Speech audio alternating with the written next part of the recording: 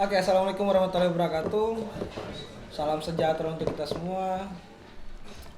Untuk teman-teman yang sudah hadir sebelumnya, kita bisa bertemu lagi. Untuk teman-teman yang baru datang, selamat bergabung bersama kami di agenda rutin diskusi atau bincang buku bersama teman-teman Majelis Kopi dan Ruang Kopi. Nah, berbeda mungkin dari diskusi buku sebelumnya. Diskusi buku kali ini agak sedikit bisa dibilang agak sedikit ideologis atau bahkan sedikit progresif gitu, karena topiknya dalam dan biasanya ini menjurus ke soal-soal gerakan yang lebih konkret gitu atau lebih realistis. Oke, sebelumnya saya perkenalkan, saya Freddy Onora. Saya diminta hari ini untuk menemani Lia Fauzia di samping saya yang sebentar akan memberikan sedikit banyak begitu ya, pengalaman dia membaca beragam buku-buku dengan genre feminis atau buku-buku dengan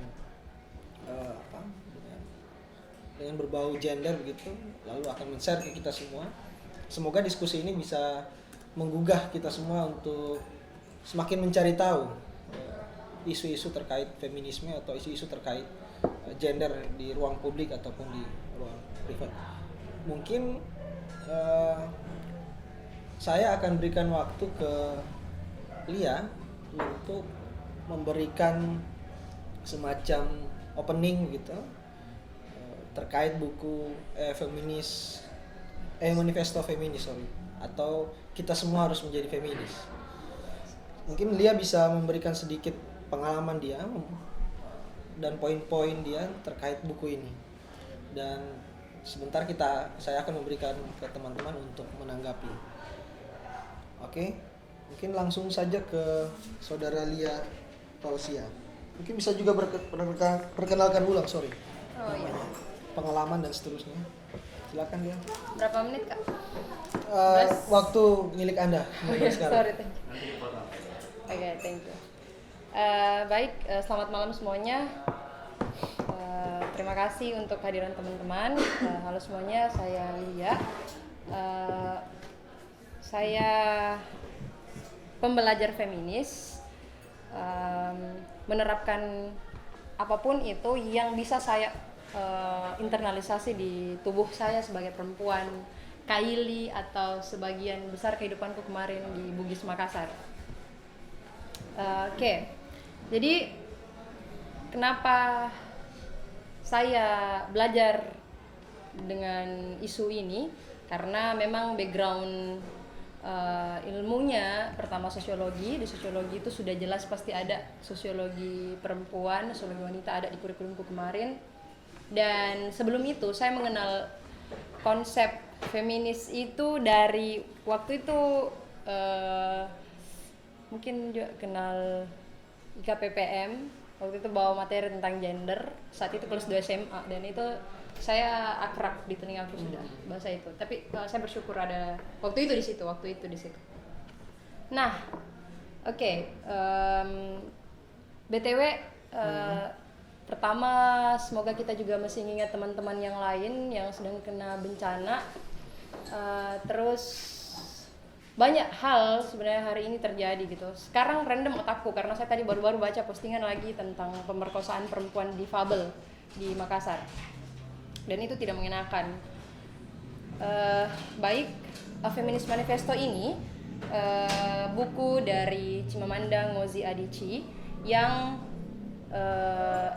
di dalam buku ini sebenarnya gabungan dari dua buku. Buku pertama itu Kita Semua Harus Menjadi Feminis. Serius, buku ini selalu saya jadikan referensi ketika saya ketemu buku ini. Selalu saya jadikan referensi untuk teman-teman di kampus yang mau memang belajar feminism lah pada umumnya. Feminis itu kan, saya kenapa memanggil diriku feminis, karena iya, saya pembelajar feminis. Feminis itu kan orang yang belajar tentang feminism gitu. Itu dulu. Sebelum saya mengarah jauh, saya ingin bertanya, teman-teman di sini tidak asing dengan bahasa yang saya keluarkan, feminism, feminis. like a gender, nggak asing, tidak. Ya mungkin sebagian masih atau juga sebagian juga sudah. Ya, oke. Jadi Chimamanda ini, Adichie ini sangat vulgar dan gaya bahasa yang menarik yang dia paparkan, karena dia di buku pertama ini dia menyalurkan lewat TED-nya. TED. Semoga teman-teman tidak asing dengan kata TED. Jadi dia mengorasi buku ini dan itu baik sekali. Itu relate sekali dengan apa yang terjadi di masyarakat Indonesia pada umumnya, khususnya masyarakat Kaili.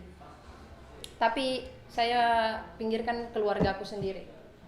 Begitupun Adichie. Nah, jadi Adichie tuh dia nge-TED, dia bilang gini di buku pertama. Sebenarnya kalau ada ini, ada layar, saya konsep. Jadi Jadi dalam aduh ya Allah, saya tuh agak ini loh sebenarnya. Nggak apa-apa. Tidak. Sebenarnya kaku gitu. Saya tuh anaknya yang enggak begini diskusinya gitu. Ini bagian dari menjadi feminis. Iya.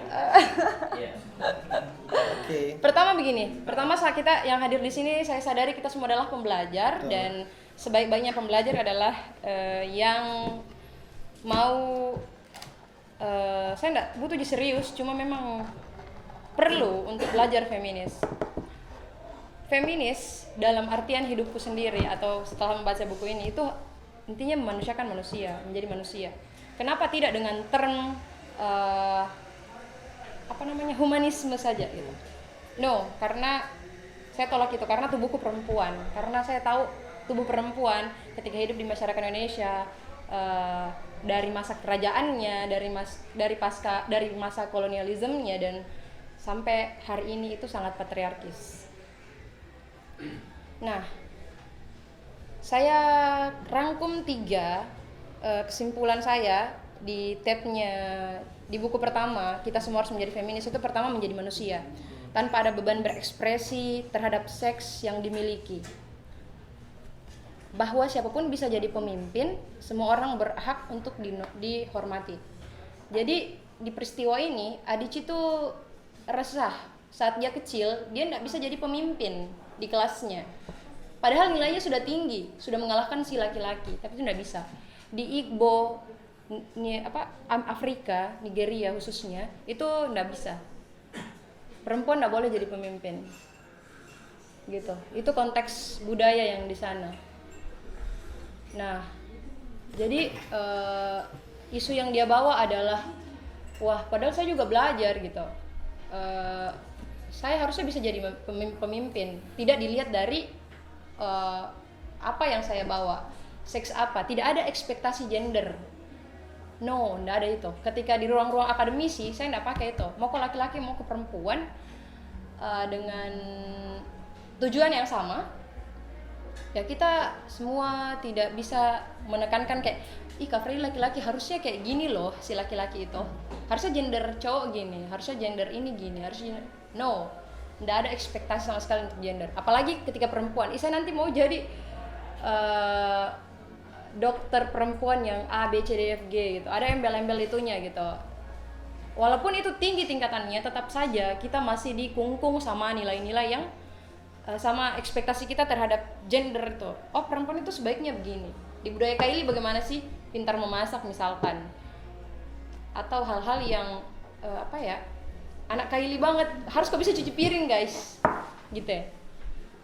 Harus bisa cuci piring. Kalau tidak bisa cuci piring, bukan kok dibilang anak perempuan gitu. Laki-laki juga begitu, enggak boleh nangis. Laki-laki kok, masa kok nangis gitu? Enggak bisa. Gitu. Itu dulu sih yang kita tanamkan. Even kita manusia yang punya segala emosi dan itu keluarkan. Nah, Adichie mengajarkan kejujuran tentang berekspresi, apapun gendernya. Oke, sepertinya menarik diskusi ini. Right. Mungkin Lia bisa tahan dulu sebentar. Ya. Saya mau mengajukan beberapa pertanyaan yang mungkin juga akan mengarah ke sana. Right. Menurut Lia, setelah membaca, kalau mungkin kita bertanya apa isi dalam buku Adichie, mungkin Lia bisa menjelaskan dari A sampai Z. Ya. Tapi saya tidak inginkan itu. karena Right. kita jadinya hanya mendengar apa yang Adici tulis lalu dengarkan gitu ya. Nah, yang saya ingin tahu itu apa pengalaman Lia setelah membaca buku Adici ini. Ya. Lalu apa pengalaman Lia di ruang publik misalnya jauh sebelum hari ini dalam soal krisis gender tadi atau krisis kesetaraan gender atau bias gender atau apa yang kita sebut sebagai apa ya kekerasan verbal maupun non verbal. Apakah punya kaitan dengan buku yang hari ini atau apakah dalam buku itu juga ternyata membahas soal apa yang terjadi pada Lia sebelumnya? Oh ya, pasti. But sebelum itu tadi memang sangat relate gitu sama kehidupan ini. Makanya saya selalu bilang Adici juga gitu. Dia memisahkan keluarganya dan saya pun begitu.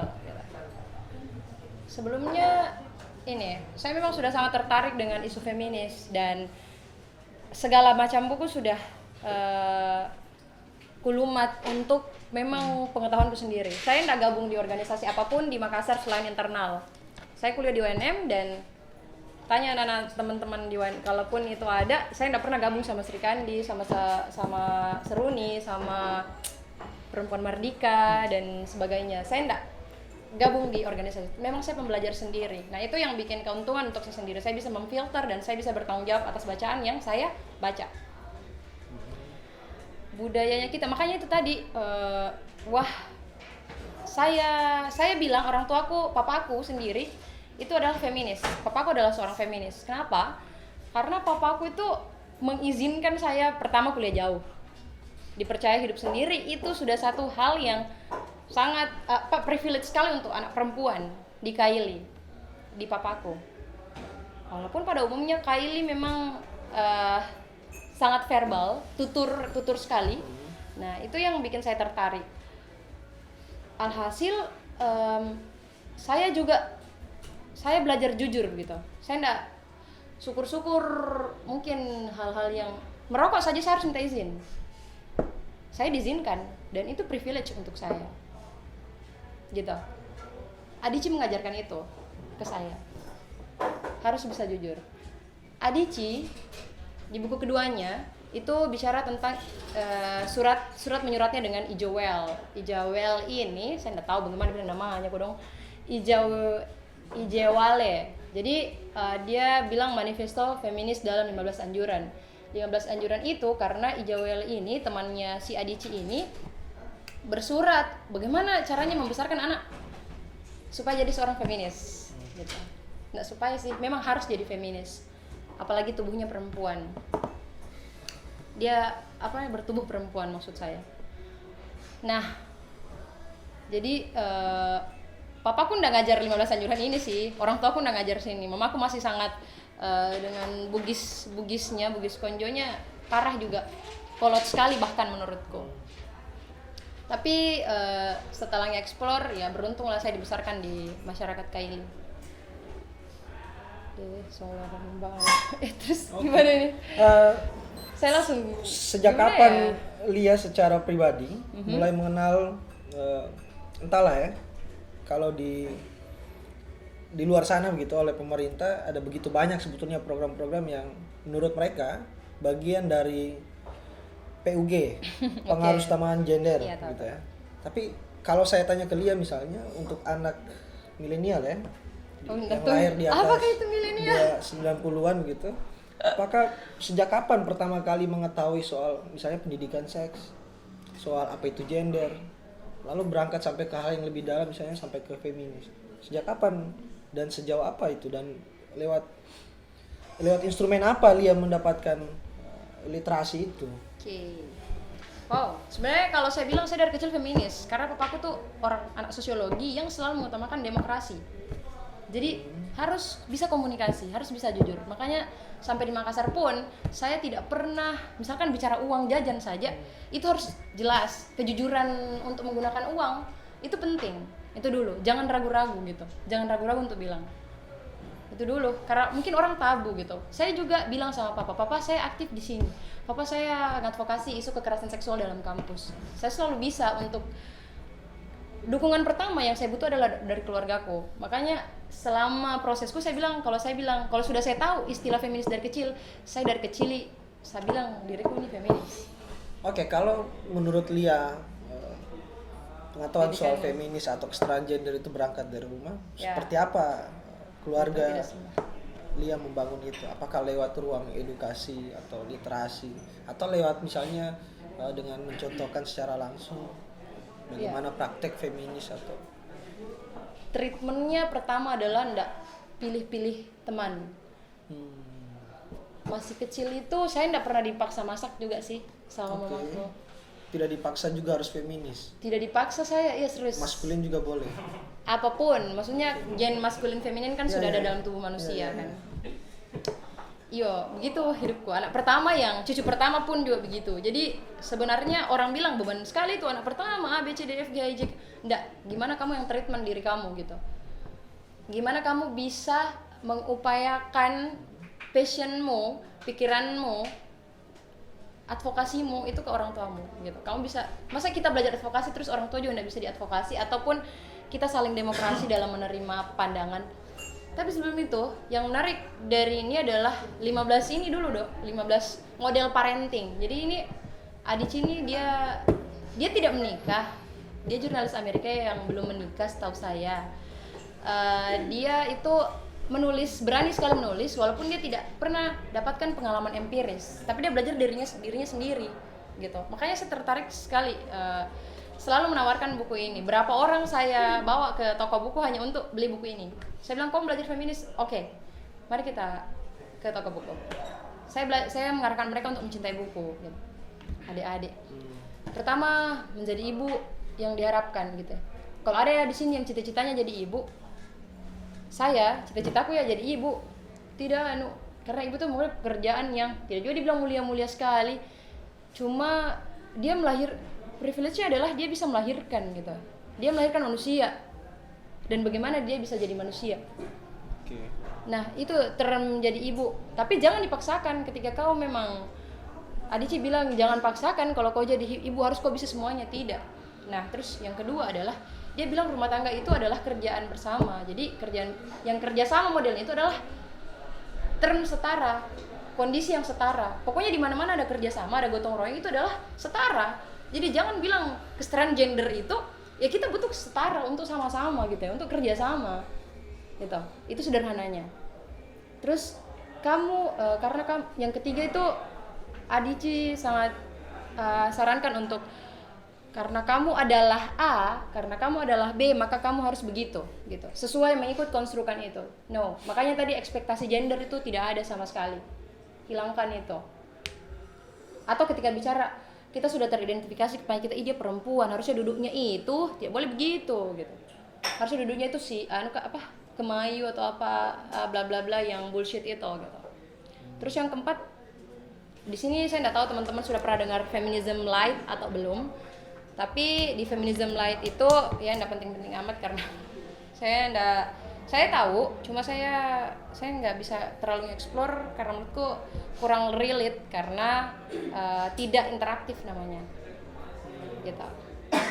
Izin tadi sih sebenarnya, kayak feminis itu dia bilang kalau kau diizinkan sama suamimu maka bolehlah kau gitu. Tapi sebenarnya mengizinkan sama membiarkan itu berbeda. Membiarkan dirinya explore dirinya itu beda sekali sama mengizinkan. Ini konteksnya kalau sudah menikah, karena ini kan Ijawel ini sudah menikah. Nah terus kelima itu ajari anakmu mencintai buku. Nah itu tadi saya juga berusaha itu yang saya lakukan. Terus yang keenam, ajari ia untuk, tidak anakku, adik-adikku atau kita semua yang ada di sini, ajari ia untuk mempertanyakan bahasa. Ini menghindari namanya misoginis. Semoga teman-teman sudah pernah dengar kata misoginis. Ya pokoknya yang menjatuhkan tubuh perempuan lah gitu, bahasa yang sangat patriarkis atau kekerasan verbal. Nah kemudian yang ketujuh, parentingnya itu dia sangat tekankan bahwa pernikahan itu bukan pencapaian, pernikahan itu bukan cita-cita, pernikahan itu bukan prestasi, not. Terserah kau mau menikah atau tidak gitu. Intinya dia bisa jujur. Adici menanamkan itu. Nah yang kedelapan, ajari untuk menolak disukai. Term yang selalu kita ini, menurutku ini hukum heteronormativitas. Saya tidak tahu teman-teman sudah pernah dengar konsep kata heteronormativitas, tapi heteronormativitas itu selalu berbicara tentang baik atau buruk, tidak ada yang lain gitu. Gitu sama kayak ini. Ajari untuk menolak disukai dan tidak disukai. It's not. Hidup bukan untuk disukai atau tidak disukai. Kalau tidak yang suka terserah. Gitu. I don't care, karena saya tidak hidup. Karena saya tidak bakalan bisa independen, berdiri sendiri, mampu sendiri kalau masih dengan hukum hetero itu gitu, heteronormativitas. Nah gitu. Jadi ngapain gitu harus disukai, harus tidak disukai. Tapi even kalau sopan ya sopan gitu, nggak harus ini kok mau telanjang gitu, gila juga. Terus yang ke-9 tuh berikan cizalum nama anaknya, rasa identitas. Nah, yang tadi saya bilang, Igbo, suku Igbo, budaya Igbo itu sangat patriarki. Pun juga Kaili. Siapa sih pelaku-pelaku adat kalau di Kaili? Laki-laki. Perempuan bisa power untuk bicara kalau dalam forum-forum adat. Sampai sekarang saya belum ketemu sama perempuan-perempuan selain mungkin ceritanya Ratu Inolaruka di Ampibabo, yang di Tinombo, yang di Tombi itu anunya, tugu-tugunya kak, Kamafute. Nah gitu. Selain cerita Kaili yang itu, orang Ampibabo dan sebagainya. Apapun dia, kulit apapun dia, orang apapun dia, suku apapun dia, biarkan dia terbuka, biarkan dia nge-explore dirinya sendiri. Nah itu juga yang terjadi ke saya, karena saya beberapa kali bicara sama kakak-kakak kan, sama Katara tentang identitas.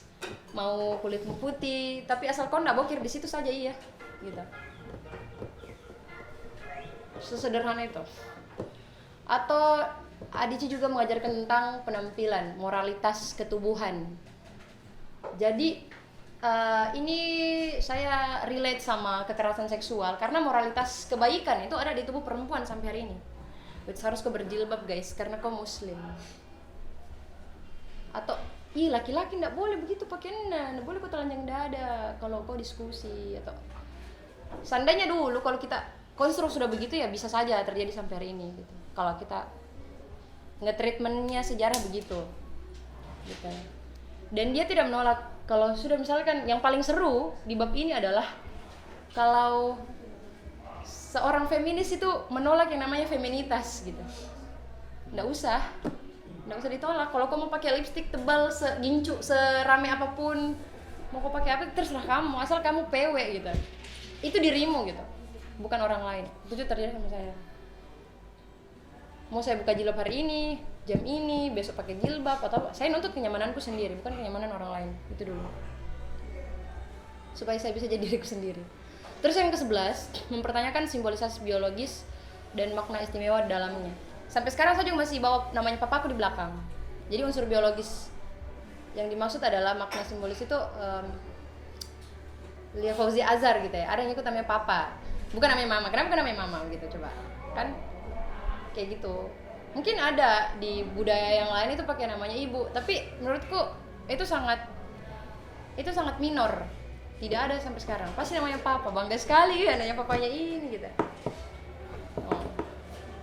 Jangan akulturasi itu penting, atau bahkan tidak harus utamakan kondisi biologisnya siapa-siapa, atau tidak ada privilege atau tidak ada hak istimewa dari satu yang punya misalkan biologis tertentu gitu. Nggak ada. Terus yang ke-12 adalah edukasi seksualitas dari dini. Isa mau sekali nge-explore sebenarnya tentang seksualitas karena memang concernku di situ. Edukasi seksual sangat penting. Pertama, penamaan paling penting dan mengenal sensitivitas tubuh masing-masing. Di anak kecil itu harus sudah sedari dini. Dan namanya enggak boleh diganti-ganti. Kalau dia vagina saja. Gitu. Kalau dia penis saja, enggak usah diganti. Itu yang berlaku di EYD tuh. Walaupun memang di beberapa konsep kata EYD yang lain itu memang tubuh perempuan selalu jadi yang paling banyak definisinya dan paling jelek. Coba bedakan gigolo sama pelacur, pasti lebih banyak pelacur dan lebih jelek. Nah terus ajari anakmu tentang percintaan akan terjadi pasti. Nah ini tadi kejujuran, saya juga kalau pacaran saya kasih tau papa saya punya pacar kayak gini gitu, dan itu kejujuran. Jadi tapi saya tidak kasih kenal langsung, itu dulu. Nah, begitu juga ini, tapi setidaknya anak itu bisa cerita, dan saya demikian. Ke-14, orang tertindas itu bukanlah orang suci. Jadi kalau ada orang yang tertindas banget dan kemudian dewakan, orang tertindas yang bagaimana kayak itu orang tertindas? Tertindas. Oke, yang ada di situ teman-teman. Pokoknya mereka tuh bukan. Saya juga merasa orang tertindas ya. Karena sudut yang paling minor perempuan. Oleh patriarki. Ya, oleh patriarki. Tapi itu saya bukan jadi tiba-tiba jadi ini, jadi jadi bitsu atau apa itu enggak. Ini hanya untuk mengurangi kekerasan verbal atau memang bullying lah paling sederhananya. Yang paling keren adalah kata-katanya tuh, yang paling keren. Yang paling itu ketika Adici bilang gini, tidak semua perempuan adalah feminis dan tidak semua laki-laki itu misoginis. Gitu. Jadi itu dulu. Nggak langsung justifikasi, dia mengajarkan itu. Nah, kemudian 15 ajari ya soal perbedaan apapun itu. Entahkah itu LGBTI atau segala macamnya, entahkah dia mau agama A, agama B, tapi saya hidup di masyarakat Kaili yang multikultur, jadi menurutku perbedaan sudah sangat kita terima. Kecuali gibah-gibah tentang pakaiannya si agama A sama si agama B itu gitu, atau bau badannya agama A sama bau badannya agama B gitu. No. Dan saya tidak ada di sudah sekian tahun, sejak 5 tahun di Makassar dari 2015. Saya mengupayakan diriku untuk tidak menjustifikasi itu dulu. Karena dan kemudian memang saya dari kecil tidak dibiasakan gibah. Jadi alhamdulillah teman-temanku, kalau saya juga punya banyak teman-teman jalan, teman yang nongkrongnya di mall, teman yang memang tukang gibah. Tapi mereka tahu kalau mereka sudah gibah, saya menghindar dan mereka sangat menghargai itu. Nah, itu yang syukur sekali. Sampai di pertemananku saya harus bilang, saya enggak suka ini nah. Kalian teman-teman jangan paksakan saya. Dan mereka sampai sekarang alhamdulillah baik-baik aja sih. Oke, itu aja sih Kak Fred, dan semua ini relate banget sama hidupku. Saya pikir dapat ya poin-poin yang Lia coba ulik begitu dari buku Manifesto Feminisme atau Kita Harus Menjadi Feminis. Ya. Nah, mungkin sebelum saya bacakan beberapa pertanyaan yang sudah masuk gitu. Boleh silakan. Silakan. Oke. Kira-kira menurut Lia seberapa dekat patriarki dengan kehidupan Lia gitu? Dekat sekali. Lalu seberapa berpengaruh dia, dan bagaimana Lia kan mengatakan bahwa saya belajar feminis nih, maka oleh karena itu tingkah dan laku saya akan feminis mungkin gitu. Nah, bagaimana Lia taktisi begitu ya? Patriarki ini kan sudah terbentuk dalam konstruksi sosial jauh lebih dulu sebelum Lia hadir atau Lia mulai belajar feminis misalnya. Bagaimana mentaktisi hal-hal yang sederhana misalnya apa itu? dalam patriarki? Konteks. Satu. Yang kedua, kita kan tahu gini, kalau orang yang seks atau jenis kelaminnya sesuai dengan gendernya, kalau dia laki-laki lalu dia maskulin, kita sebut dia cisgender. Nah, sedangkan kalau orang yang seksnya berbeda dengan ekspresi gendernya, kita bilang dia transgender. Nah, seberapa dekat Lia dengan gender ketiga ini? Dan hal-hal apa saja yang menurut Lia penting didorong untuk mereka, atau bagaimana kita bersikap kepada mereka sebagai seorang feminin? Pertanyaan yang ketiga, bagaimana pendapat Lia ketika melihat laki-laki yang juga belajar soal feminis? Apa? Yang juga belajar soal feminis. Atau pernahkah Lia mendapatkan pengalaman bertemu laki-laki yang feminis? Oh, banyak banget. Atau seperti apa laki-laki feminis itu? Mungkin teman-teman di sini baru mendengar ada laki-laki yang feminis. Oke. Sebelum saya bacakan, silakan teman-teman yang mau bertanya bisa DM di Majelis Kopi di Instagram, atau bisa juga chat saya, nanti saya akan bacakan. Oke, juga bisa langsung. Waktu Anda 5 menit dari sekarang. Oke. Oke, Kak Freddy, saya verbal sekali anaknya. Jadi memang kayak gitu. Saya lupa kok tuh apa yang dibilang Kak Freddy yang pertama. Satu soal patriarki. Oke, patriarki seberapa dekat? Oh, dekat sekali. Justru karena dia dekat sekali. Karena dia baku teman, saudara kandung. Kelahiran patriarki sama kapitalisme itu dekat sekali. Jadi saya nggak bisa menghindar gitu. Saya hidup di lingkungan yang Oke. pokoknya banyak laki-laki hari ini mendominasi laki-laki dan ini sebenarnya bersyukur. Membuat dia insecure atau No, justru ngapain insecure gitu kalau bisa jadi diri sendiri. Dekat apakah sekali. apakah saya patriarki saat ini? Itu terserah patriarki deh pokoknya. Saya enggak mau, saya enggak bisa. Itu tadi sih saya tidak ingin mencoba diriku untuk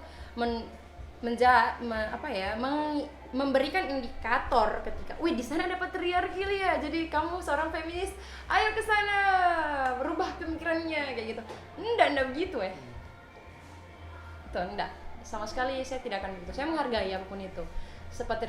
Ketika saya sudah tahu sangat toxic dengan patriarki atau toxic masculinity, saya enggak mau. Justru saya kasihan sama teman-teman yang toxic masculinity, harus merasa lebih kuat gitu. Padahal ini badannya capek. Kayak misalkan kau punya partner jalan, terus kau ini dari misalkan dari Palu perjalanan Ampi Babu ke Palu 2 jam ini lika-likunya kebun kopi kau lewati gitu, terus tiba-tiba kau mau ngapel, terus cewek mau bilang ih ke anu kita ke Salena misalkan toh, itu jalanan ke Salena lebih parah dari kebun kopi begitu ya, dan kau mau paksakan gitu untuk kasih bahagia kini satu individu ini? Tidak gitu. Itu patriarki. Memaksakan diri, menurutku tuh masculinity tuh memaksakan diri untuk membahagiakan orang lain. Itu udah baik sekali, serius. Ayolah tobat gitu, ke jalan yang benar. Bahagiakan dulu dirimu sendiri. Kayak gitu ya. Nah, yang kedua tadi apa Kak Freddy? Yang kedua itu soal gender ketiga atau kita biasa sebut sebagai transgender.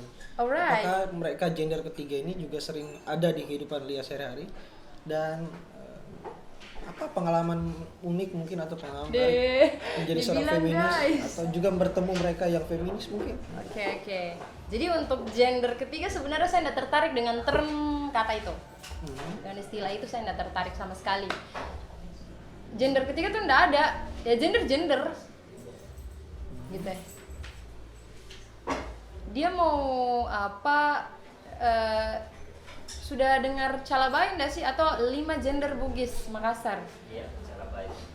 Itu Burakne, Baine, Calabai, Bisu. Bisu ini enggak jelas gitu apa gendernya. Dia penjaga alat-alat adat kalau di Makassar, di Sigeri, di Pangkep sama di Bone. Oke, lebih Kayak gitu. eksplisitnya, Tidak. apakah Lia pernah bertemu dengan mereka yang LGBTQ? Right. Gitu mungkin ya. Oke. Woi, vulgarnya.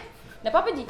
Karena penelitianku tentang LGBT, tentang gay, homoseksual gay, jelas saya akan bersentuhan langsung dengan mereka. Bahkan bobo-bobo cantik sama mereka, dan saya merasa aman. Oh my god, so cool menurut. Kapan lagi gitu saya tidur sama cowok tanpa ada takut-takutnya gitu. Itu seru menurutku. Apakah mereka tahu bahwa Lia itu feminis? Mereka enggak peduli. Apakah mereka merasa bahwa ada yang berbeda dari perlakuan dia ke No. kita begitu? No, saya tidak. Kalau biasanya perempuan memperlakukan mereka yang transgender itu sebagai entahlah ya, sebagai teman perias atau sebagai teman gibah atau sebagai teman gosip. Nah, mungkin ada treatment atau ada sesuatu yang berbeda begitu ketika dia saya memahami gendermu, entahlah seperti apa. Ada pengalaman itu? Bisa enggak begitu karena mungkin anak sosiologi, dan ilmu sosiologi itu tertanam sekali, terinternalisasi banget. Aduh Lia banget. Maksudku saya kalau interaksi sosial atau apapun berbaur sama, saya enggak pernah pentingkan yang itu. Mau dia melambai, mau dia gemulai, mau dia maco semaco-maconya. No. Saya tidak pernah merasa kayak astaga Lia, kok ini feminis, harus bertemu mereka sama mereka. Tidak, itu mengalir saja. Enggak, bukan maksud saya dengan hadirnya Lia. Iya, mereka mengerti pandanganku. Mereka juga ikut belajar apa yang Iya, justru mereka curhatnya di saya gitu. Jadi itu yang bikin privilege juga untuk saya. Mereka berani terbuka ke saya. Padahal saya tidak memaksa mereka untuk mengatakan itu. Saya nangis sama-sama mereka. Itu kalau empirik, kalau akademisi, apa yang saya lakukan itu adalah research feminis. Kalau teman-teman mau explore tentang research, metode penelitian, ada kok metode penelitian feminis. Aduh, saya nggak kasih itu lagi. Ada kok teman-teman. Dan saya bisa sangat nangis-nangis ke mereka. Dibilang itu peneliti bebas nilai. Peneliti harus bisa, saya tertarik sama seniorku yang selalu bilang, kakakku yang selalu bilang, kau harus duduk sebagai mereka. Dan itu yang terjadi. Di penelitianku juga itu yang terjadi.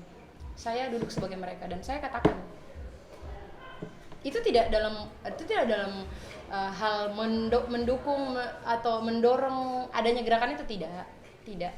Sedikitnya adalah melihat mereka sebagai manusia dengan habit yang sama dengan kita, walaupun perilaku yang berbeda itu tidak jadi masalah. Mau kecengengesan juga di situ, mau juga apa di situ, saya enggak ini kok gitu. Okay. Dan iya begitu Ji. Sederhana itu saya menjalani setiap hari. Saling berterima itu penting sekali. Membersamai juga keren sekali. Dan yang ketiga tadi, betul. Bagaimana pendapat Lia tentang laki-laki yang Feminis? Ya, ini juga mungkin berkaitan dengan pertanyaan teman-teman. Bersyukur gitu. Itu tadi pertama menuju kesetaraan gender, yang kalau kita belajar sejarah feminis itu di gelombang pertama dia minta kesetaraan gender. Ini sudah kondisi setara karena ada kerjasama dalam diskusi ini.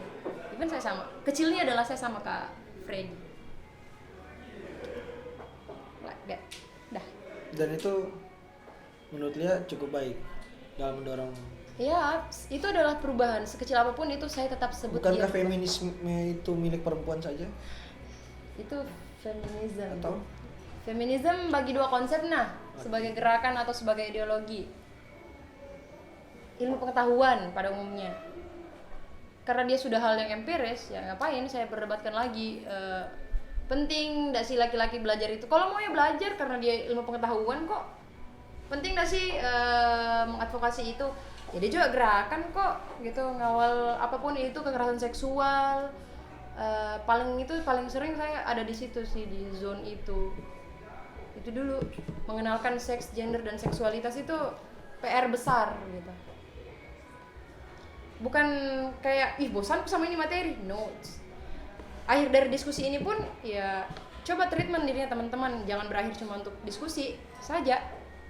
Ada hal lain setelah ini, artinya maju selangkah setelah diskusi. Itu yang selalu saya tanamkan gitu. Gimana keadaan RUU PKS hari ini? Alhamdulillahnya sudah masuk prolegnas. Setidaknya ada payung hukum untuk mengatasi kekerasan seksual di publik gitu. Di dalam hal regulasi sudah ada lah yang mendukung itu. KUHP kan tidak segamblang RUU PKS. RUU PKS itu 2016 sampai sekarang nggak disahkan, I don't know, karena pertentangan ideologi dengan PKS dan sebagainya, whatever gitu. Kalau dia sehat, empiris dan sudah layak untuk dikatakan. Kenapa dia masuk proleg ya?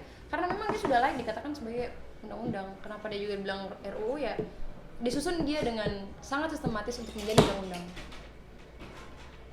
Ya gitu. Oke. Mungkin kita mau mengajak teman-teman juga memberikan entah masukan juga statement kah terkait tema kita hari ini, bincang buku manifesto feminisme.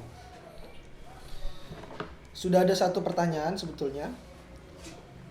Mungkin setelah ini baru teman-teman 3 orang bisa mengajukan pertanyaan. Pertanyaannya adalah, kira-kira menurut Lia, jika suatu hari nanti entah memilih untuk menikah atau tidak menikah, tapi memiliki pasangan gitu, bagaimana cara mengajak pasangan kita untuk menjadi feminis atau untuk belajar feminis?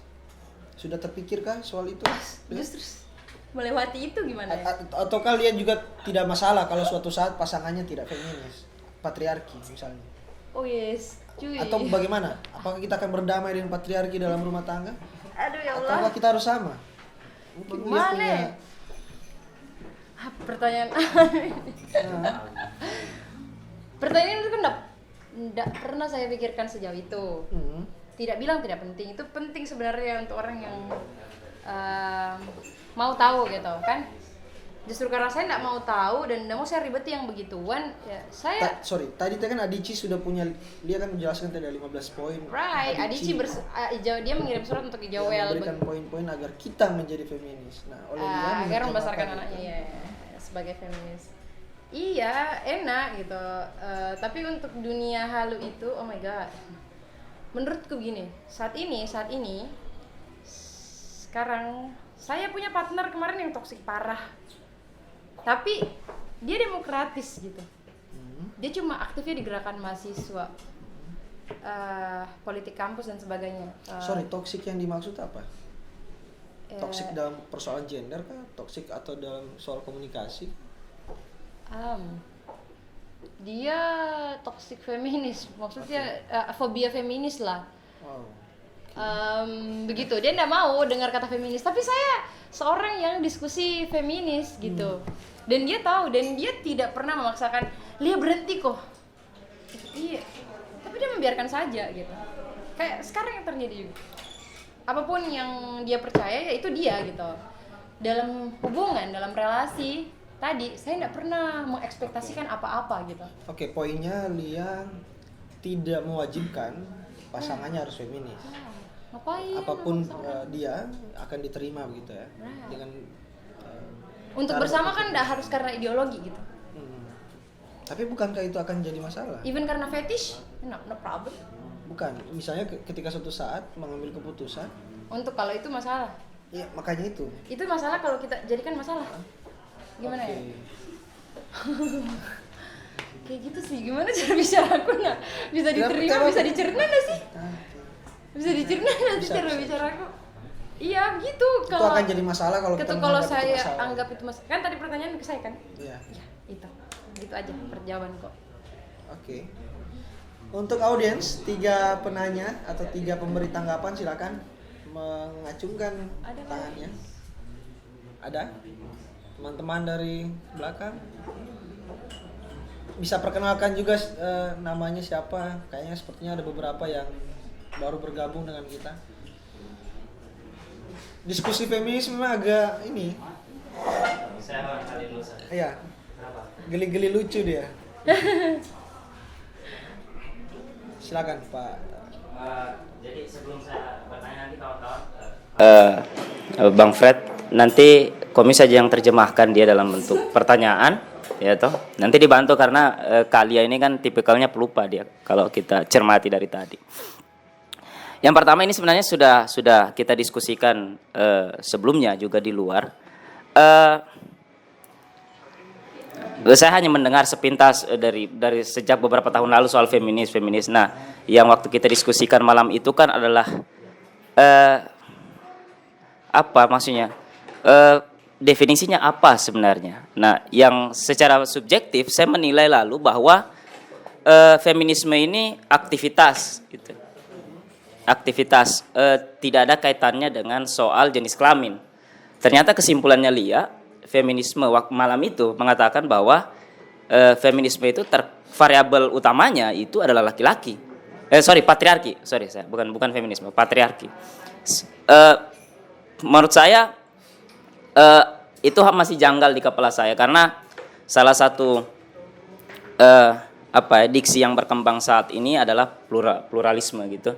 Nah, menurut saya konsekuensi positif dari pluralisme adalah kesatuan gitu. Nah, seolah-olah definisi feminisme ini menciptakan perbedaan antara laki-laki dan perempuan gitu. Dari sisi definisinya itu, bahwa variabel utama dari patriarki adalah kekejaman seorang laki-laki. Saya kira aktivitas saja gitu. Itu yang pertama.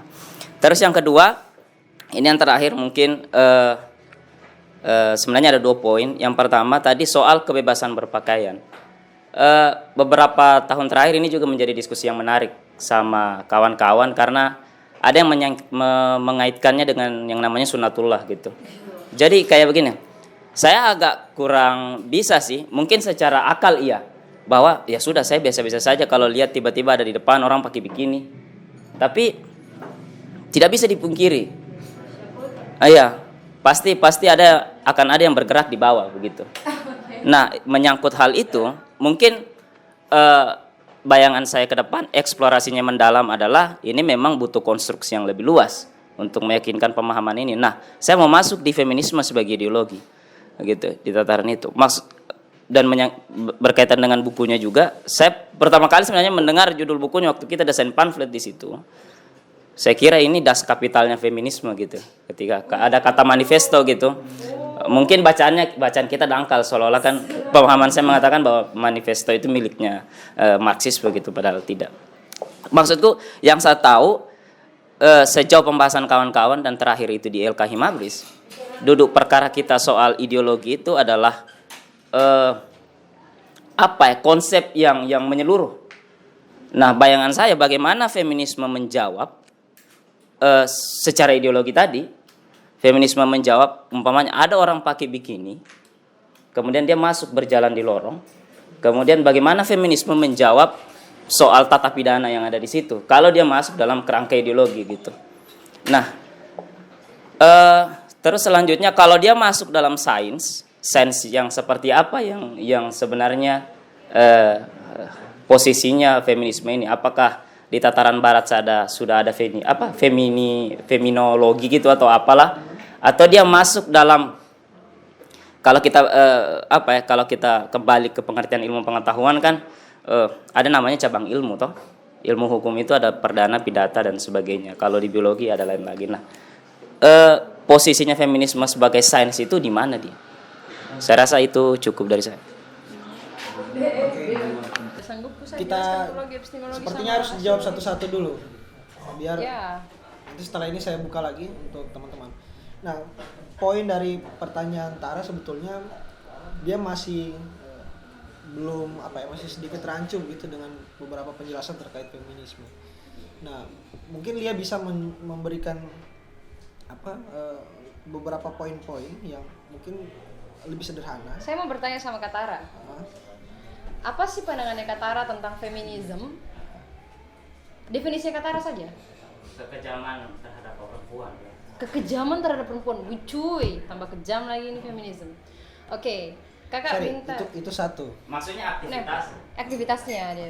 Oke, udah. Udah. Saya maknai kata kunci dari pengertian feminisme. Sebenarnya kalau subjektif yang ingin saya terima itu aktivitas. Tidak ada variabel laki-laki itu.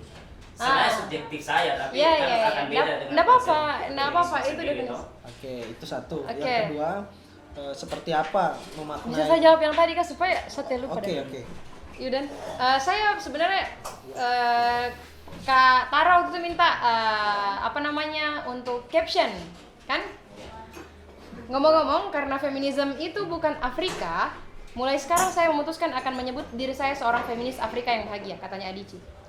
Kemudian seorang teman yang baik mengatakan kepada saya bahwa menjadi feminis adalah berarti membenci laki-laki. Membenci laki-laki. Jadi saya memutuskan akan menjadi feminis Afrika yang bahagia, yang tidak membenci laki-laki. Sorry, boleh saya tidak posisinya tertukar, bukan feminisme yang saya maksud, tapi patriarki. Sorry, bukan feminisme. Patriarki yang saya maksud tadi. Okay. Secara definisi. Oke. Gimana ya? Secara patriarki. Ya, gitu saja sih. Kalau untuk pertanyaan pertama tentang patriarki ya, kenapa tadi patriarki kok bisa jadi konsep patriarki ya? Tara mungkin bisa jelaskan. Tara itu konsep berdua gitu. Jadi yang dimaksud tadi aktivitasnya patriarki yang menindas perempuan gitu kan. Patriarki itu Kak, definisi sederhana aku adalah ketika terjadi yang namanya kekerasan apapun itu tidak diterima verbal, toh ketika ada bullying itu menurutku sudah patriarki. Sesederhana itu saya menganggap dia patriarki. Atau menjadikan tubuhmu itu lebih power, mendominasi saya gitu. Ketika itu ada dalam otakmu dan niatmu, itu patriarki. Berarti di feminisme sudah mutlak bahwa variabel laki-laki itu ada. Karena memang selama ini dominasi laki-laki sudah sangat terlihat gitu ya. Pemimpin, kita kuantitatifnya pemimpinnya kita, presidennya kita baru satu ke perempuan, dan itu ya syukur-syukur kita suka konsepnya saat menjabat, syukur-syukur dan sampai sekarang gitu. sorry, saya pikir ada yang ini ya, maksudnya Apa itu? saya kurang sependapat juga kalau dibilang bahwa laki-laki secara fundamental begitu muncul sebagai entitas tertentu dalam patriarki tadi. Right. Nah, saya justru bersyukur ketika laki-laki tidak ingin Ini problem mendominasi ini dirinya. problem sistematik yang akhirnya membuat laki-laki secara sadar tidak mengerti apa itu feminisme lalu Dan dalam praktiknya- merasa terancam dengan Oke. diskusi feminisme seperti yang Katara Oke. katakan gitu. Ya gitu aja sebenarnya. Kalau mau definisikan patriarki segitu, ketika kau ingin mendominasi pun maksudnya budaya kebapakan tadi kayak nama juga, nah saya masih pakai namanya papaku di belakang. Tapi saya tidak menolak namanya papaku di belakang karena keren, nama Azhar artinya juga enak gitu ya. Itu saya tidak menolak itu gitu. Ada yang bisa difilter. Makanya Adici tuh dia ndak ngikut arus utama yang mana, feminisme bagian mana. Dia menginternalisasi. Itu juga terjadi ke saya. Dia menjadikan dirinya sendiri senyamannya dia. Itu tadi tuntutannya adalah saya nyaman dulu dong supaya saya bisa berinteraksi sama orang lain gitu. Ketika saya PW sekali, ya saya akan cair sekali dalam mendefinisikan sesuatu. Redefinisi aja sih sebenarnya. Bahasa aku, aduh ya Allah. Iya. Apalagi tadi kayak yang kedua. Oke, tadi yang terakhir itu Tara bertanya, bagaimana jika ada kasus seorang laki-laki yang menghadapi situasi tertentu begitu, yang mengharuskan dia bersikap tetap feminis dalam dua konsep, satu feminis sebagai sebuah sains dan satu feminis sebagai ideologi, begitu ya, Tara ya? Bagaimana harusnya seorang feminis laki-laki? Harusnya feminis Lebih ke lagi. sini sih ada pertanyaan. Maksudnya kalau kita flashback ke diskusi kemarin di Iya. Kanya Maklis, kita menyepakati sebenarnya tergantung ya nanti apakah sama atau tidak bahwa ideologi itu dia komprehensif harus. Nah, betul. apakah konsep feminisme ini sudah mengatur detail sebagaimana Marx umpamanya mengatur sampai cara produksi nilai lebih dan sebagainya gitu. Itu secara ideologi. Nah, kemudian kalau dia di tataran sains, feminisme ini apakah dia sudah berdiri sendiri Oke. atau masih masuk dalam cabang pengetahuan yang lain? Oke. Bukti nyatanya sih analisis feminis selalu dipakai. Research feminis sudah ada. Itu sih bukti nyatanya. Saya enggak mau banyak ngomong. Apakah dia mau dilihat dari mana? Enggak mau ngomong itu, capek. Males. Pemikirannya sudah sering dipakai. Ya, sosiologi saya minta diriku untuk belajar ini tulus gitu, untuk belajar ini mencintai feminis ya karena itu tadi membutuhkan ruang aman toh dari banyaknya laki-laki gitu. Saya juga mau yang pulang tengah malam dari diskusi gitu. Saya juga mau sepower itu untuk diskusi. Mungkin kawan Farul di sana dia tahu bagaimana main-mainku di Makassar gitu. Iya, betul. Tapi ruang aman itu yang saya butuhkan. Ruang aman untuk tidak dijustifikasi secara pemikiran. Untuk maksudnya ekspektasi itulah. Ketika dia belajar feminis berarti dia benci laki-laki. Tolong dia pelihara bodohnya berarti kalau begitu. Enggak gitu. Enggak gitu. Kalau saya enggak diterima, ya saya tahu diri juga. Pasti enggak ada di situ. Ngapain bodoh, bego, bawa diri sendiri di forum yang jelas-jelas nolak gitu loh. Enggak. Justru semakin enaknya lagi adalah semakin beragam pasti kita semua berasa gitu. Kita enggak akan mau untuk itu dulu selesaikan dulu dia gitu. Ya kan? Dan itu saya sangat bersyukur apalagi di ruang-ruang akademisi. Tapi ini tidak saya cuma bersyukur ada di ruang-ruang akademisi. Tidak mengartikan ruang-ruang lain tidak berguna. Mereka semua berguna kok. Mereka guru hebat kok gitu. Mereka empirisnya kamu yang kamu bisa ada orang yang enggak mau baca buku tapi dia suka traveling dan menurutku no problem gitu. Kau akan belajar sendiri, kau akan nulis ceritamu sendiri itu enggak apa-apa. Sainsnya di mana ya? Jelas sainsnya ada loh, gimana ya? Nggak mungkin ada namanya feminist manifesto hari ini di sini atau nggak mungkin ada yang namanya maksudnya kakak juga baca Pram kan, Bumi Manusia saja isu pertamanya si Nyai si Gundi ya itu dia bawa feminis, dan itu masih buku kesukaanku sampai hari ini. Tetralogi Pulau. Oh tidak juga tetralogi, nggak baca loh, capek. Nggak, saya nggak membaca novel segitu-gitu banget. Kalau esai paper suka tipe gitu. Gimana? Oke, gimana Kak Tara? Silakan udah apa? Oke. Ada lagi yang mau memberi bahan bakar agar diskusinya semakin menarik? Silakan. Perkenalkan nama, dari mana, organisasi apa, apakah aktivitasnya juga bersinggungan dengan persoalan-persoalan feminisme atau kekerasan seksual. Silakan. Assalamualaikum warahmatullahi wabarakatuh. Waalaikumsalam warahmatullahi wabarakatuh. Terima kasih atas kesempatannya. Iya, sama-sama. Perkenalkan, nama saya Muhammad Adil. Iya, Saya dari Ikama Bastra. Saya pernah juga nonton juga kan, bahwa jauh sebelum ada patriarki dan feminis, gerakan ini kan, tuh kodrat manusia itu sudah jelas. Masalah kodrat. Yang menjadi pertanyaan saya, kira-kira bagaimana ketika berhadapan, atau bagaimana menjadikan membentuk benteng bahwasanya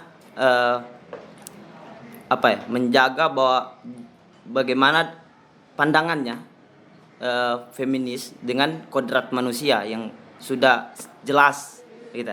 Perempuan ya kodratnya sebagai makmun kalau dalam konteks kepercayaan, sementara laki-laki sebagai imam.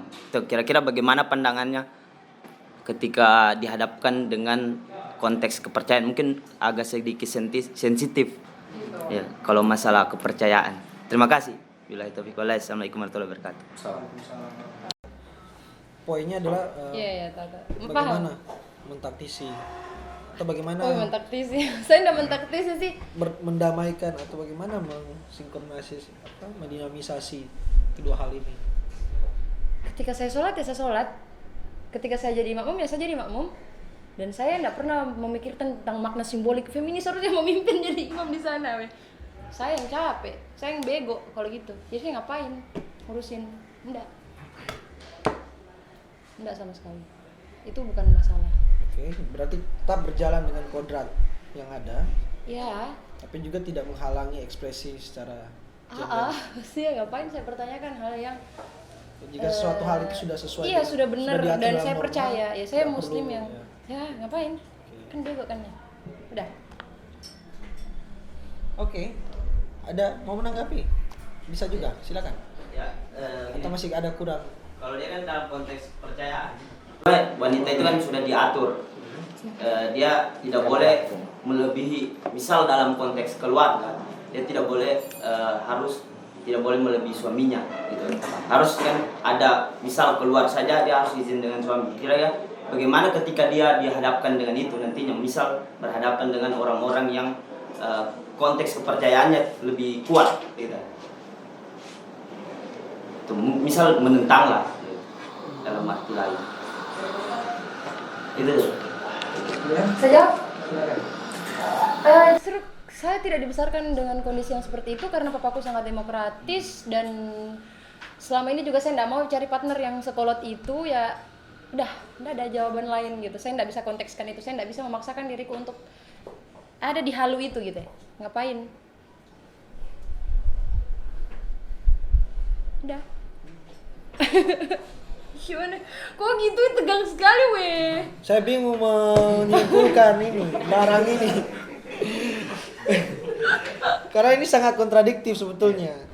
Ketika Iya. di sisi lain Adichie mengajak mari menjadi feminis, lalu di Asia Tenggara atau Asia Tengah begitu, Asia Timur, Di Indonesia. ada pola secara kultural dan Ya, norma begitu betul, yang betul, terbentuk. Lalu apakah dengan secara otomatis feminis angkat tangan untuk mundur dari hadapan norma-norma, atau justru mempolarisasi atau melakukan evaluasi atau Ya, oke.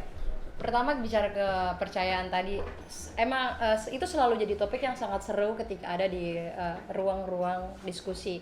Tapi untuk saya sendiri, saya tidak akan, ya saya dengan Lia yang akan jawaban seperti itu. Tapi kalau kamu mau cari jawaban yang, karena sudah saya lewati proses itu gitu ya, saya tidak mau ada kejadian berulang di saya gitu. Tapi ketika kamu mau dan saya memaksakan diriku untuk memaknai kepercayaan itu. Begini, kepercayaan itu milik setiap orang dan dia bertanggung jawab atas hal itu gitu. Saya sampai hari ini sholat jadi makmum itu tidak ada unsur simbolik apapun yang saya cocok logikan dengan feminisme gitu. Ketika bicara feminisme, ya di mana kamunya gitu loh. Dan saya tidak pernah membantah imam atau apa gitu. Cuma saya bersyukur saya pernah bertanya begini waktu SMA. Saya bilang, kenapa Al-Quran 30 juz?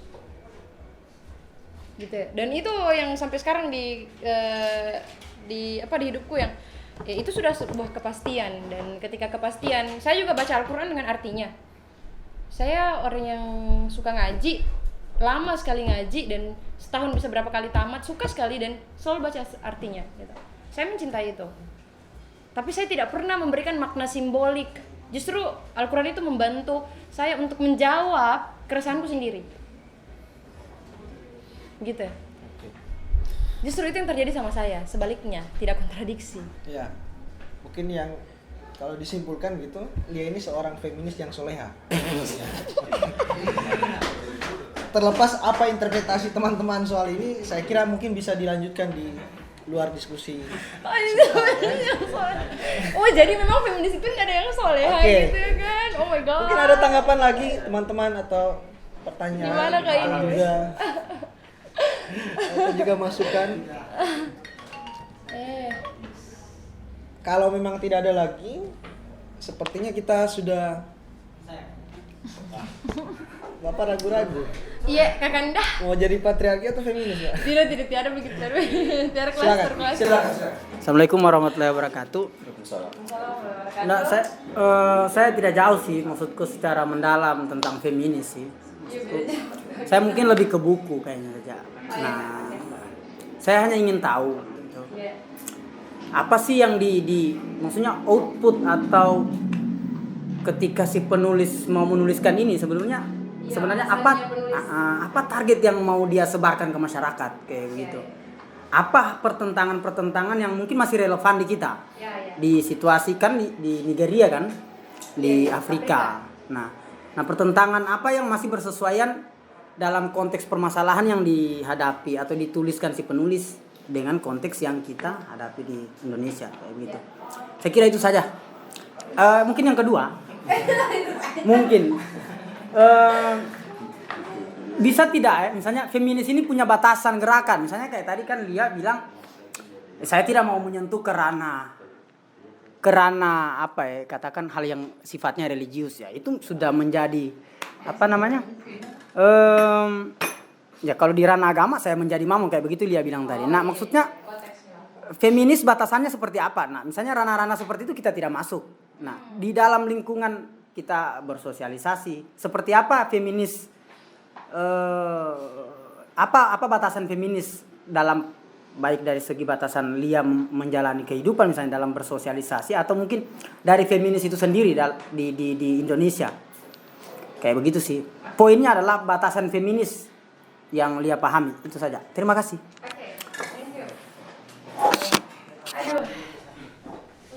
Jadi yang pertama, moderator bagaimana nih? Waktu milik Anda. Oke, yang pertama konteksnya, jadi 15 cara mandangnya Adichie. Adichie kenapa dia nulis ini? Ya karena dia keresahannya sebagai masyarakat Afrika yang secara ras itu sudah under gitu. Rasism itu terjadi ke dia. Dan kedua adalah karena dia hidup di masyarakat Igbo tadi itu, Nigeria itu, dia perempuan itu tadi dia mau jadi pemimpin dalam sekolah, ruang-ruang akademisi. Tapi memang kulturnya mereka Igbo itu tidak boleh perempuan. Pokoknya kalau kau perempuan kau tidak boleh jadi pemimpin. Apapun itu ketua kelas tidak boleh. Udah. Itu keresahannya dia mengingat itu, dia merecall ingatannya jauh. 2014 dia ngetet itu, menyuarakan keresahannya. Benar-benar buku ini curahan hatinya Adichie sekali. Dia menurutku membaca ini, kalau kalian yang baca novel-novel ala-ala ini, dia marah sekali gitu. Dia plong sekali ketika bilang ini. Nah, kedua, bagaimana sih buku ini relate sama apa yang terjadi dari 15 itu, kata semuanya itu relate sekali menurutku. Pertama, harus ada, kalau sudah ibu harus di rumah, di dapur, memasak, mengurus, melayani. Term orang tua itu khususnya ibu, bukan pengasuh. Itu dulu, jangan di kepalanya kita ibu itu pengasuh. Wait, gila. Di Kuba ibu itu digaji sama negara karena dia mengasuh anak. Kita tidaklah, ikhlas, tugas suci yang mulia. Makanya cita-cita jadi ibu, tapi dibayar. Itu aneh-aneh, maksudnya Indonesia masih aneh gitu. Nggak. Jadi terma jadi ibu itu dulu, begitu belajar untuk jadi orang tua, kita harus tahu pekerjaan rumah tangga itu bukan pekerjaannya ibu gitu, itu bukan pekerjaan, itu bisa dilakukan bersama-sama, karena sebelum kalian menikah kalian melakukan itu secara mandiri gitu, misalkan gitu. Nah makanya kenapa survive, adekku bisa masak, kalau dia mau makan apa-apa dia bikin sendiri gitu. Kalau saya lagi baik ya saya bagi dua apa yang saya bikin gitu. Orang di rumah semua pintar masak gitu. Itu dulu gitu. Cuci piring itu tidak, itu lagi. Dari kecil saya bilang, "Mama, kenapa bukan Rul yang cuci piring? Kenapa saya?" "Karena kamu perempuan ya, cuy." Ya, kalau mamaku memang kolot begitu. Tapi saya selalu protes. Saya bilang, "Nah dia juga punya 2 tangan. Nah kena air lagi sama sabun baru dicuci saja." Kayak gitu. Saya sudah protes dari kecil. Hanya perihal cuci piring dan menyapu rumah. Makanya saya tidak orang tua enggak maksakan untuk kau harus bisa cuci piring, kau harus bisa masak, sebagainya kayak gitu. Karena pertanyaanku tidak pernah mereka jawab gitu. Jadi hanya kenyamanan yang muncul. Kenapa saya suka masak sejak SMA ya, karena saya suka cium bau masakannya mamaku dan saya penasaran apa yang dia pakai. Nah, coba itu saja. Itu pengantarku untuk bisa memasak dan menyukai memasak gitu sampai sekarang. Terus yang dibilang lagi sama Kak Mahfud, masih banyak sekali Kak yang nama tadi tuh, pengaruh biologisnya, kebapakan, patriarki itu patriarki sekali. Kebapakan itu ke nama seorang anak gitu. Tapi mati lagi famnya ketika dia menikah sama laki-laki. Nasibnya perempuan, kasihan begitu. Astagfirullah, kasihan Ji. Ya begitulah. Terakhir apa kakak bilang lagi? Sudah? Apakah feminis punya batasan? Oh, batasan feminis. Justru menurutku karena isu feminis ini adalah isu yang sangat plural, sangat humanis. Kenapa juga advokasinya adalah kita semua harus menjadi feminis? Karena itu tadi, kita ingin memanusiakan manusia. Karena kita ingin hidup di lingkungan yang bisa sangat bisa ngomong demokrasi itu tadi, dan itu yang terrealisasi gitu. Itu kalau batasanku, saya akan berhenti belajar feminis kalau sudah begitu kondisi negara ini gitu. Atau kalau suatu ada sosialisme juga bukan jawaban menurutku, belum jadi jawaban karena belum terjadi. Kayak gitu sih dari saya Kak. Batasannya saya belum tahu sampai sekarang. Oke, ada lagi kah teman-teman? Saya sedikit mungkin. Oke, 2 penanya. Langsung fokus ke poinnya ya, karena kita sudah di ujung acara. Silakan, Afni. Saya ingin bertanya mengenai pekerja seks komersial wanita itu, bagaimana pendapat kalian sendiri mengenai hal itu dalam sudut pandang emansipasi wanita yang ada di Indonesia ya? Oke. Itu tadi dari si Afni. Bung. Baik, bismillah. Nama saya Rifki.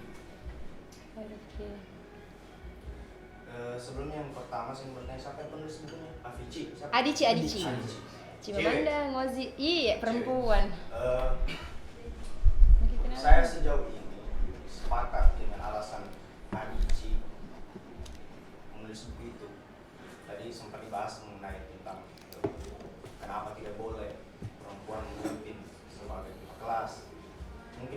spesifik ke kenapa perempuan dia bisa memimpin lah.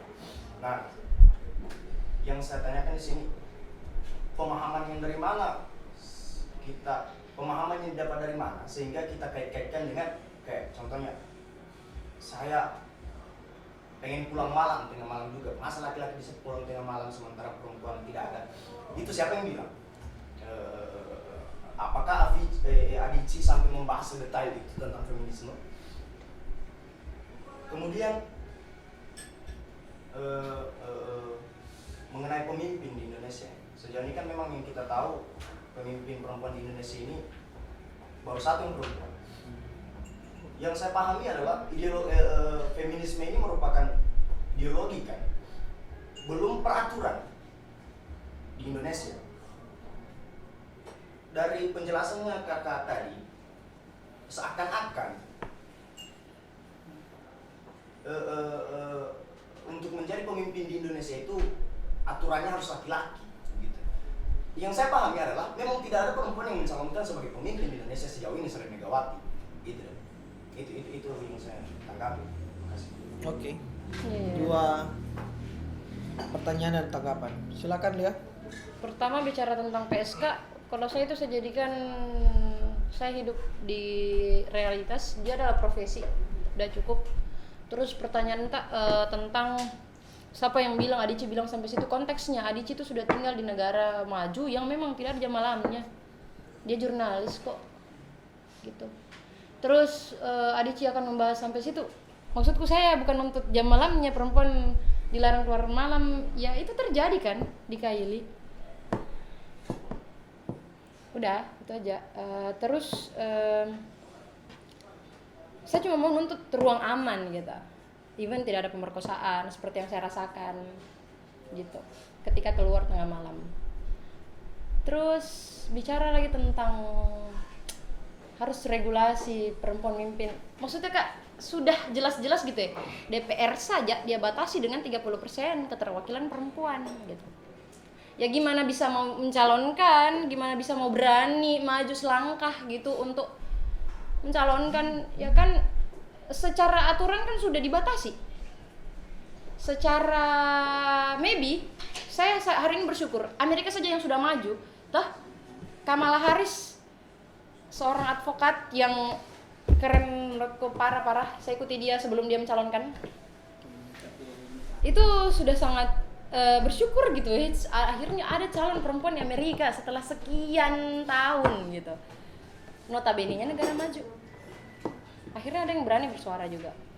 Itu enggak gampang dan kalian pasti sudah dengar statement-statement, kalau kalian ngikut ya, statement-statementnya Kamala itu dia pasti bilang gini, ini untuk anak perempuan berikutnya agar mereka bisa maju, bisa berjuang sama-sama dan bisa saling mendukung gitu. Itu aja, udah. Oke, saya pikir diskusi ini memang cukup terbatas. Ya, Jadi akan sangat sulit jika kita mau memeras dia sampai ke intisarinya. Mungkin penting ini jadi catatan serius untuk teman-teman Majelis Kopi, agar mungkin bisa mengadakan part kedua dan ketiganya atau seperti apa yang akan dirancang.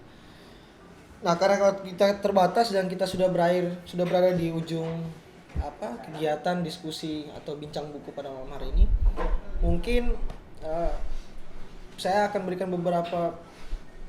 closing statement terkait diskusi kita hari ini. Diskusi ini semata-mata dalam rangka untuk memperluas wawasan atau memperluas pengetahuan. Tidak ada benar dan salah, karena proses ini adalah proses pembelajaran, dan apa yang sedang didiskusikan hari ini juga bagian dari proses yang tadi, proses belajar dari kesalahan dan proses memperbaiki yang sudah benar. Maka dari itu penting untuk ruang-ruang diskusi selalu dibuka supaya pengetahuan semakin meluas begitu, literasi juga semakin meluas, sehingga perdebatan-perdebatan yang teratur, yang ilmiah, yang kita harapkan hadir di ruang publik kita hari ini. Karena belakangan ruang publik sangat dipenuhi dengan sampah-sampah hoax dan sampah-sampah provokatif begitu, entah yang dilakukan oleh negara atau dilakukan oleh politisi, elit tertentu.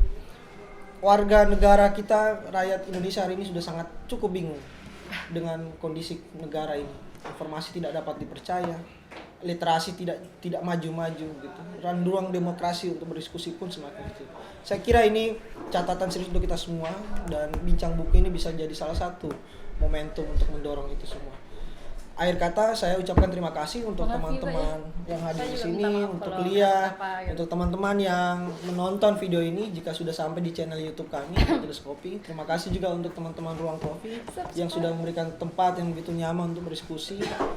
Walaupun topiknya sangat hangat sekali tadi, saya ya bahkan cukup panas. Saya pikir ini sangat menarik untuk dilanjutkan. Terima kasih. Akhir kata saya ucapkan wabillahi taufiq wal hidayah. Wassalamualaikum warahmatullahi wabarakatuh. Terima kasih. Selamat majelis. malam untuk kita semua. Salam sejahtera. Untuk